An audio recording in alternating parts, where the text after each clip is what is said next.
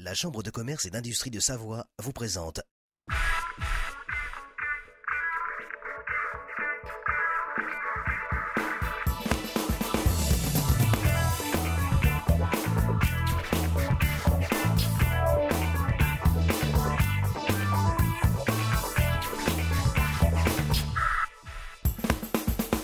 Émission exceptionnelle, émission spéciale Europe au cœur de sa capitale, Bruxelles. Les 6 et 7 juin dernier, une délégation d'élus savoyards de la Chambre de commerce et d'industrie territoriale de la Savoie, emmenée par le président René Chevalier, ont répondu à l'invitation du commissaire européen Michel Barnier. 2 jours en immersion dans la capitale de l'Europe, avec au programme de nombreuses rencontres. Objectif, mieux connaître les coulisses et toutes les possibilités offertes par l'Europe. Durant cette visite, la délégation savoyarde a rencontré le député européen Michel Dantin. Nous verrons avec lui la situation économique actuelle, l'importance de l'Union européenne et les ajustements encore nécessaires pour son bon fonctionnement. Bienvenue à toutes et à tous pour votre rendez-vous économique sur TV8 Mont-Blanc. 13 minutes, vous le savez, pour découvrir, apprécier et se projeter dans l'environnement économique de la Savoie.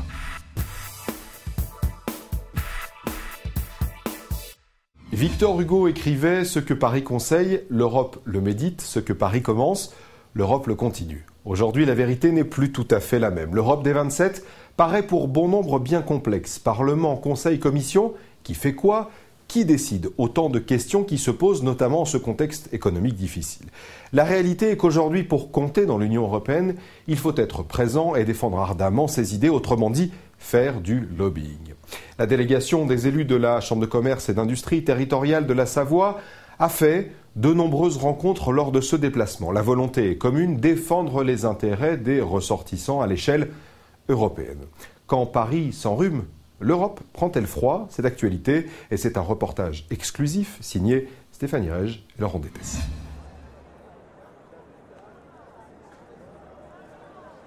Bruxelles, sa grande place, son mannequin piece, mais surtout ses 50 000 fonctionnaires européens. Le fonctionnement des institutions européennes est complexe pour les non-initiés. Voici à quoi il ressemble de manière simplifiée. Tout s'articule autour du Conseil, composé des chefs d'État et de gouvernement des 27, du Parlement et de ses 754 députés, et de la Commission européenne avec ses 27 commissaires. Cette Commission européenne consulte le Comité des régions, elles sont 271 représentées à Bruxelles, et le Comité économique et social. Au total, près de 15 000 lobbyistes travaillent au quotidien à Bruxelles. La CCIT de la Savoie est représentée à Bruxelles aux côtés de la CCIR Rhône-Alpes, elle-même associée à l'Eurorégion Alpes-Méditerranée.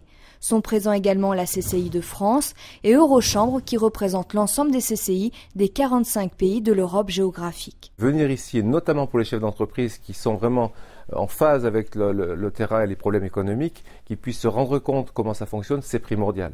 C'est ce que le président Chevalier a voulu organiser avec des rencontres non seulement avec un député, avec un représentant de la représentation permanente de la France à Bruxelles, qui représente les intérêts français au Conseil européen et qui doit discuter avec ses 26 autres collègues.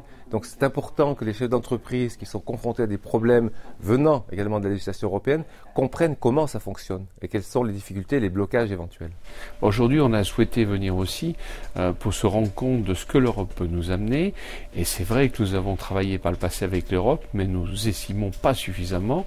Aujourd'hui, il y a beaucoup de choses que nous allons pouvoir faire avec l'Europe, notamment pour le tourisme et aussi pour la recherche et le développement pour une partie de notre industrie. En 2 jours, cette délégation a multiplié les rencontres et les contacts. Pour faire valoir ses intérêts au plus haut sommet, il faut atteindre le bon réseau et se battre face à une concurrence bien réelle. Chacun fait son lobby et le lobby de chacun n'est pas forcément le même. Un exemple tout simple, le Lyon-Turin, aujourd'hui nous le souhaitons en Rhône-Alpes, mais certaines régions de France aimeraient bien récupérer cet argent pour finir un TGV ou faire une autre infrastructure que l'Europe peut financer. L'Europe, c'est de mettre ensemble, par exemple, notre savoir-faire en matière de recherche, donc il y a des programmes de recherche, c'est de favoriser la coopération frontalière, donc l'Union européenne aide le fameux Lyon-Turin, qui est un élément fort du développement chez vous.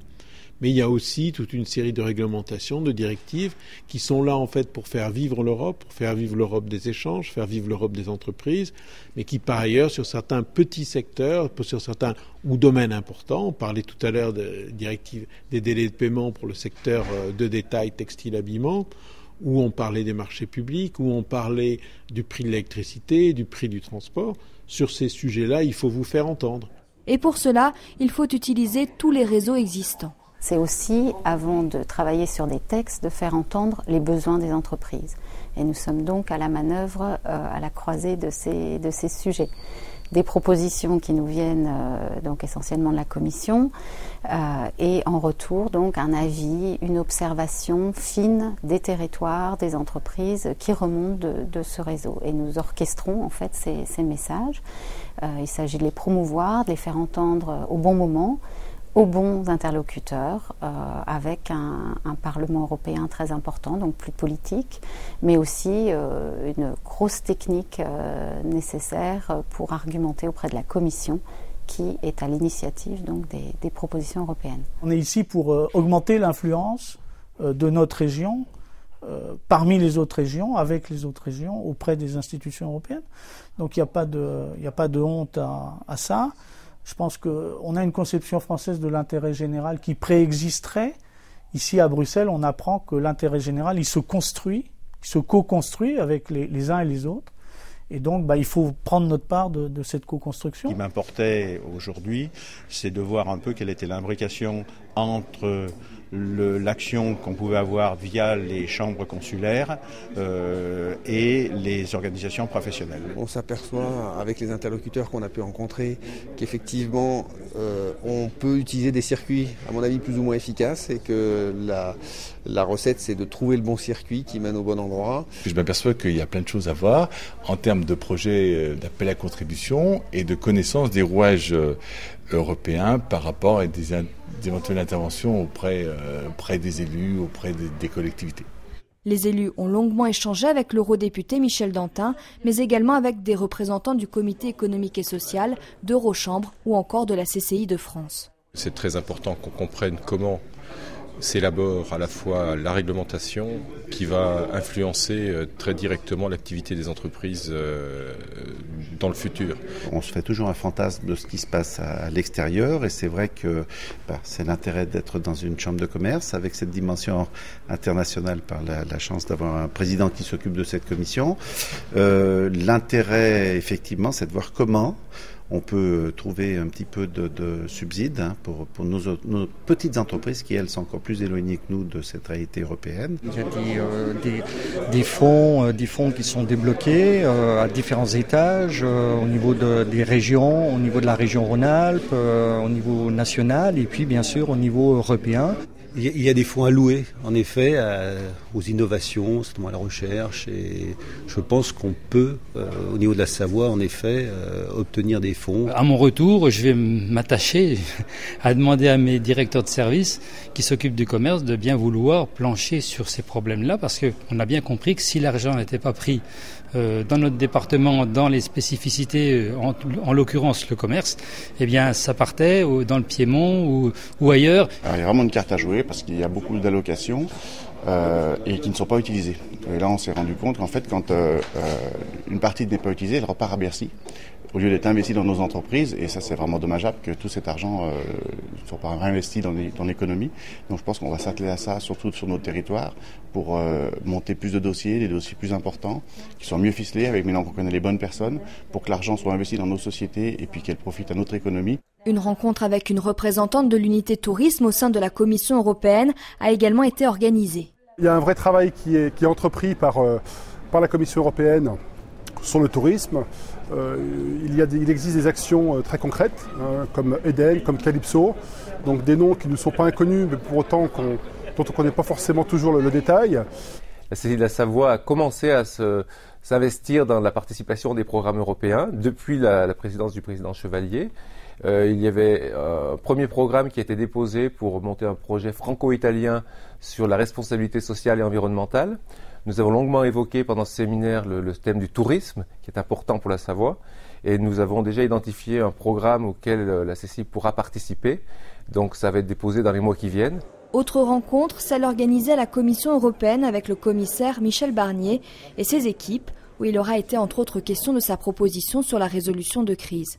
On a pu travailler aujourd'hui avec la CCI de Savoie et son président, M. Chevalier, sur ce que fait Michel Barnier à la Commission européenne. Remettre la finance au service de l'économie réelle. C'est toutes les décisions issues des G20 de Pittsburgh et de Londres pour remettre plus de transparence et surtout encadrer, superviser les banques, les assurances et les marchés financiers. Et 2, parce qu'encadrer et superviser, ça ne suffit pas, ça ne crée pas des points de croissance.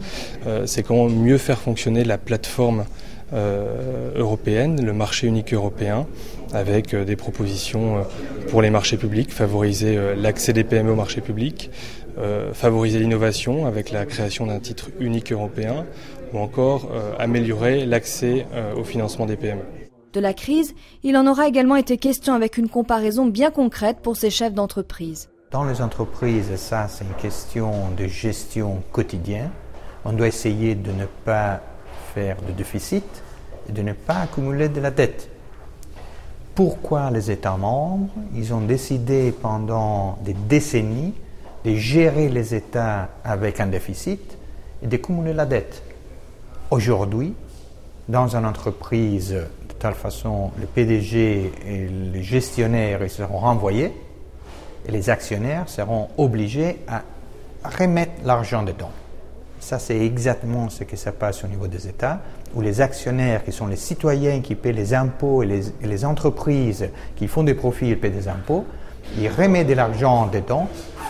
Mais d'autre côté, on doit bien vigiler que la classe politique qui a créé tout ça, ou bien soit renvoyée à la maison, ou bien change l'approche.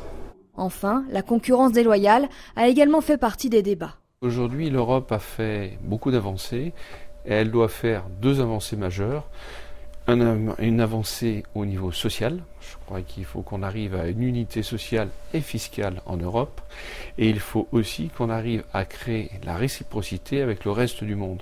On ne peut pas acheter des milliards de produits en Chine sans que les Chinois ne nous achètent pas de produits. Avec l'Inde, avec les États-Unis, avec les gros pays qui aujourd'hui font le monde, on doit créer cette réciprocité. Le prochain sommet européen aura lieu les 28 et 29 juin. Quant au Parlement européen des entreprises, il se tiendra le 18 octobre prochain.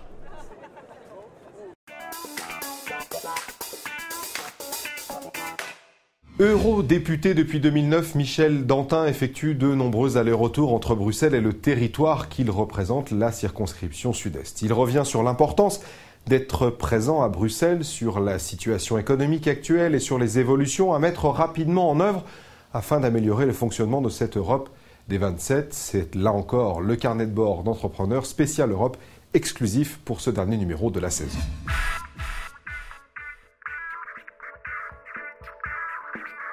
Mon quotidien, il se partage entre la Savoie et Bruxelles, car je considère que je suis l'élu d'un territoire à Bruxelles et non pas l'élu de Bruxelles dans un territoire.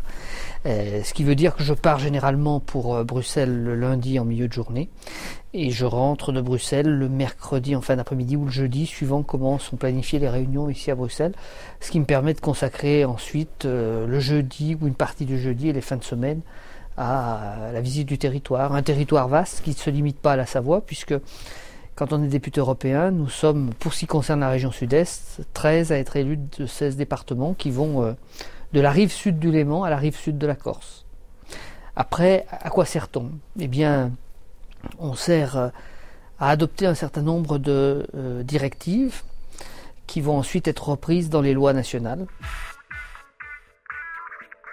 Au siècle précédent, toutes les grandes questions se sont réglées de manière continentale. Aujourd'hui, avec l'apparition d'un nouveau nombre de nouveaux pays continents, je pense à la Chine, je pense à l'Inde, je pense au Brésil, nous avons besoin d'avoir un poids pour discuter. Et ce poids, c'est pas la France, c'est pas l'Italie, c'est pas l'Allemagne, c'est pas la Belgique tout seul, c'est que si nous sommes ensemble, que nous l'aurons pour discuter. C'est d'ailleurs ce qu'ils nous demandent. Vendredi dernier, la Chine s'est émue de la situation de l'Europe et de l'euro en disant que, explicitement, que le problème de l'Europe, c'est qu'on avait oublié le sens de la valeur travail. De la part de communistes chinois, c'est assez éloquent, alors on peut le prendre comme un avertissement, comme une gifle, à chacun d'apprécier. Oui, il y a une concurrence déloyale au sein de l'Union européenne. La faute est à tout le monde. D'abord, on a construit une Europe pendant 50 ans qui reposait sur les seuls critères économiques, en ayant peu ou pas tenu compte du social et pas du fiscal.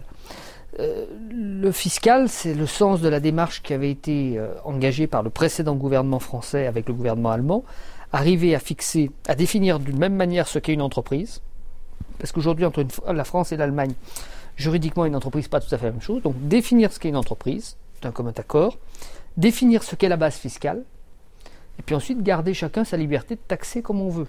Mais au moins, on taxera et on parlera de la même chose. Sur le plan social, les choses sont beaucoup plus compliquées. Plus compliquées parce que la demande sociale dans chaque pays européen n'est pas la même. On commence à réfléchir à des bases communes sur la durée du travail, un salaire minimum, mais il faut amener aussi les différents pays, les élus de ces pays, à ne pas réfléchir simplement à travers un symbole, mais d'une manière plus globale. Pour moi, c'est extrêmement important que les Français viennent à Bruxelles et qu'on y vienne humblement. On est là, un parmi 27, on n'est pas là pour donner des leçons. Mais il faut être présent, il faut occuper les places. Et trop longtemps, les Français, on a peut-être considéré Bruxelles comme une sous-préfecture, pensant qu'il suffisait de donner des ordres ou de faire des injonctions pour que les choses se passent. J'ai coutume de citer un exemple. Si les boutons électriques qui sont sur nos murs n'ont plus tout à fait la forme qu'ils avaient il y a 25 ou 30 ans, même s'ils conservent la même marque, c'est parce que nous n'étions pas là au comité de normalisation. Et c'est la norme d'un autre pays qui est devenue la norme européenne. Vous l'aurez compris, ce numéro était particulier, numéro exceptionnel depuis Bruxelles avec nos équipes pour vous donner tous les éléments de réponse sur le rôle d'une CCI et son positionnement très clair au sein de l'Union européenne, en tout cas les missions qu'elle mène pour faire ce qu'on a dit dans ce magazine du lobbying. Merci à toutes et à tous d'avoir suivi ce magazine exceptionnel. C'était le dernier magazine de la saison. On se retrouve très bientôt sur TV8 Mont-Blanc pour d'autres aventures et d'autres émissions économiques. Très très bon été à toutes et à tous.